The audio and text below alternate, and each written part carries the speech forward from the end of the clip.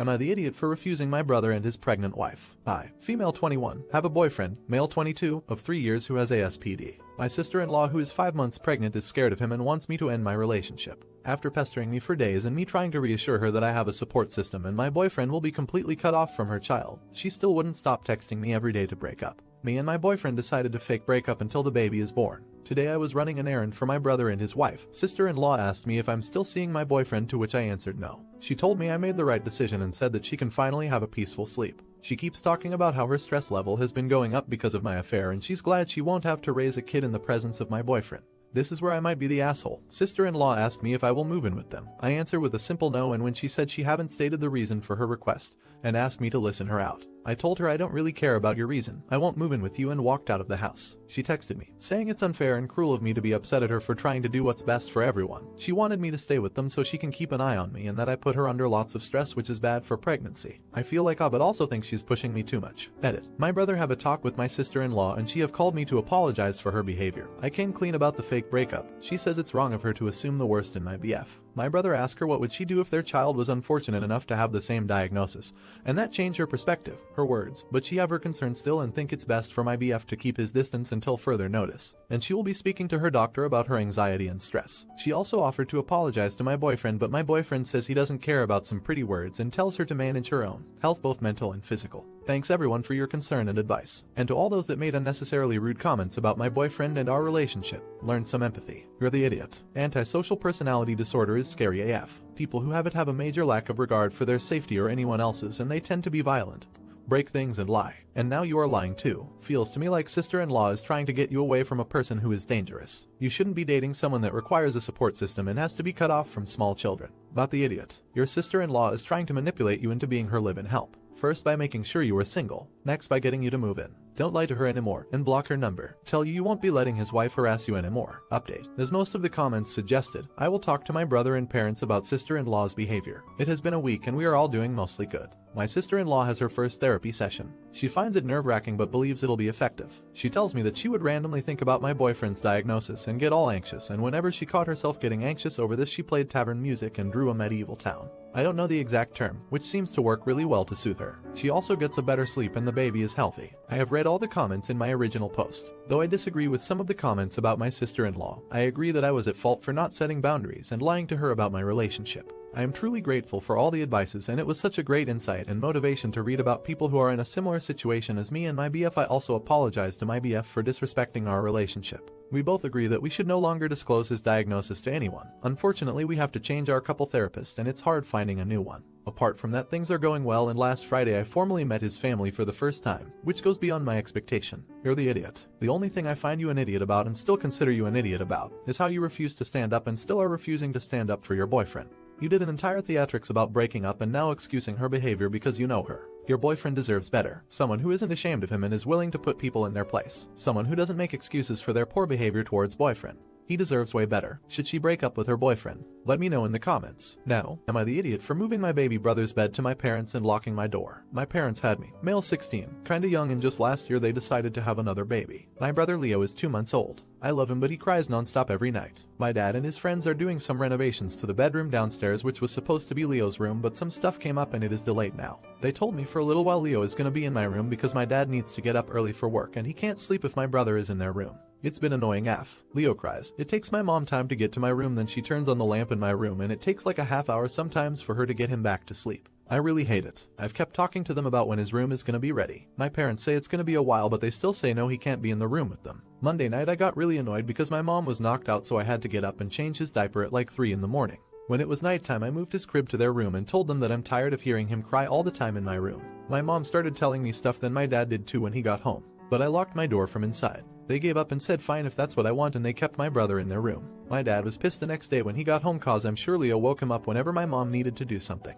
Actually, they both look really mad at me. Then my mom told me I acted real unfair to them and we're a family who handles stuff together, so she doesn't think it's right I'm not trying to help them a little here with my brother. So yeah, she does think I'm an ass for that, since Leo being in my room means my dad does have to take up every time my mom needs to feed him or whatever, and he is the one who also provides for us. Am I the idiot? Not the idiot. Your sibling is not your responsibility. They need to actually take the role of the parent and be sleep deprived like the rest of us. It's tough, but that's what they decided. They have no right. Update. My parents aren't mad at me anymore, at least. I decided to show them the comments here on my post plus the sum of the DMs I got from actual parents. And I told them how unfair it is that I gotta be the one losing sleep getting up cause my mom didn't do that when I literally got to school in a couple of hours and it was already hard enough for me. It is super tiring having it happen every night when my bro was supposed to have his room ready a long time ago. I love my little brother, so it's not that I don't want to be around him, but I can't be tired all the damn time. They finally heard me though, at least, and especially my dad apologized. And I said I'm sorry too for doing it that way, but just didn't see how else they would listen. For now they are sticking to having Leo in the room with them. My dad is learning how to deal with crying,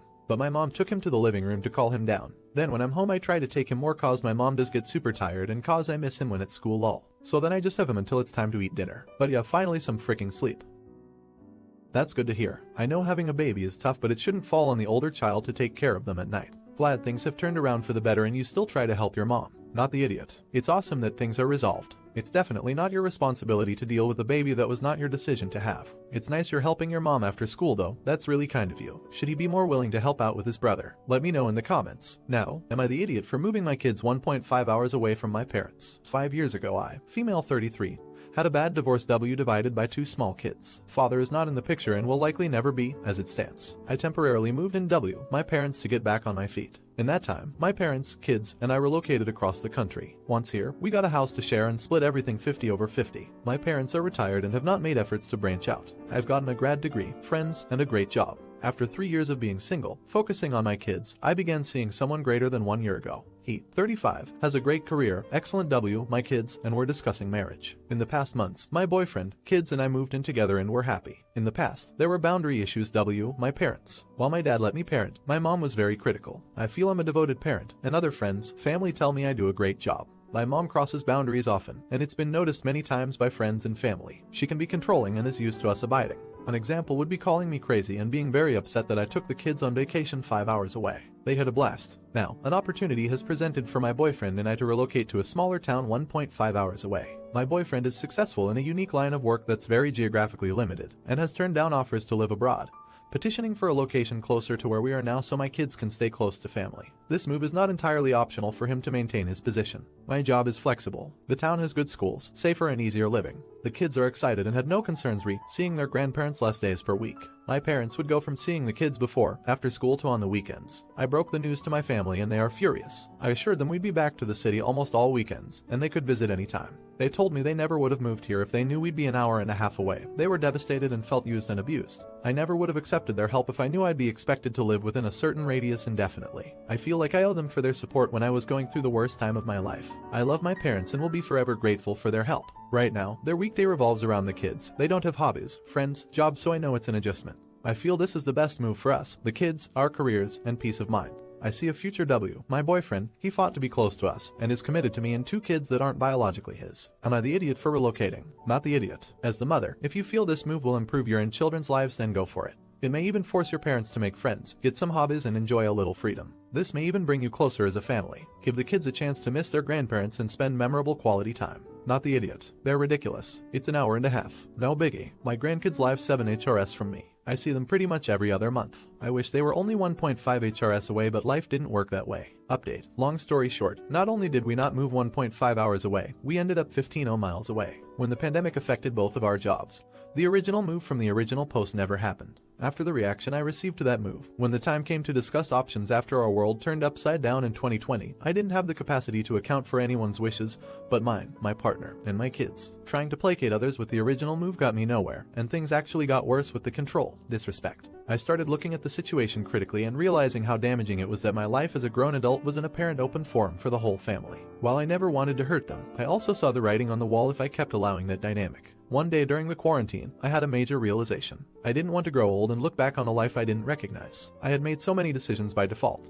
people-pleasing and letting myself be swayed from what would be best for me by other people's interests. I didn't want to live one more day compromising. We ended up moving to a beautiful city and getting jobs with a lot more security. Bought our dream house. The kids are thriving. I stopped living trying to please everyone else. I received a huge amount of blowback, but stood my ground. cut back contact majorly, starting to talk to a counselor. I had no idea how badly everything was affecting me, and I feel so much better. I don't know why I felt compelled to post again. I guess it's part gratitude for Reddit helping to affirm what I felt and giving me the guts to change the way things were going. Another part is hoping that anyone reading this in a similar situation finds the strength to change. If you are an adult, making healthy and safe choices for your family, please don't let yourself be manipulated by others' motives. Don't allow unspoken social contracts to guilt you into situations that make you anything less than happy. Not the idiot. Congratulations. You did the best thing to ensure your family could thrive, and this Reddit stranger is beaming on your behalf. Enjoy the new surroundings, and may this be the beginning of a wonderful new life for all of you. Do you think an hour-and-a-half drive is too far? Let me know in the comments. Now, am I the idiot for telling my parents I will have sex in their house whether they like it or not? I, female 22, have a generally good relationship with my parents. We all get along, but they are a bit more conservative than me. I recently decided to move back to their city for a job offer that I took. My parents haven't been doing too well financially and asked me if I wanted to move back in with them for a while. I figured why not? I pay part of the mortgage and in exchange don't need to do as many chores as I would usually have to do. About 6 months ago I started dating my now boyfriend. He lives a few kilometers out of town, so it makes sense for him to stay the night at my place and not the other way around. The other day my parents approached me and told me that they don't want him to stay over anymore because they don't want their daughter to have sex in their house. I was a bit taken aback and told them that I'm sorry, but I'm an adult and it's not like we are allowed or anything. They basically told their house their rules, to which I just laughed because I pay 40% of the mortgage payment, and if it wasn't for me the house would likely not be theirs anymore. So I told them that in my house my rules BS wouldn't fly with me, and if it bothered them so much I'd just get my own place like right now, but I certainly will not be told when I can and can't have sex. Now they're upset because they think I'm trying to blackmail them, but I'm like, mate, I'm paying for this place so I'll frick whoever and whenever I want. Am I the idiot? Not the idiot. Normally I would say don't have sex in your parents' home ... but you're paying 40% of the mortgage, so they have kind of lost the high ground. Update. You may have guessed it. When I made the post I was pretty upset about what had happened. I've since calmed down and thought about my options. Since no one knows how much longer my parents need help with the mortgage, I decided to move out. If I had known it would be 6 months or even a year it would have been different, but I don't want to stay indefinitely. I think moving out is better for our relationship since they can't seem to understand that I'm an adult who is used to living by herself, paying my own bills and most importantly having a certain amount of freedom. When I let them know what I had decided they obviously weren't thrilled, but in the end they understood and agreed that it's for the best. I suggested that they could rent out my room to make some extra money, and it seems like that's what's going to happen. The house is pretty nice and in a good spot, so it shouldn't be too hard to find someone. As for myself, I'll be moving into my own place again. I'm currently looking at some houses and apartments and it looks like I'm either moving to the CBD or a beach suburb. About the idiot. Don't they know that if they rent out the room to some random person, they will also be having sex in the room in the house? Odd.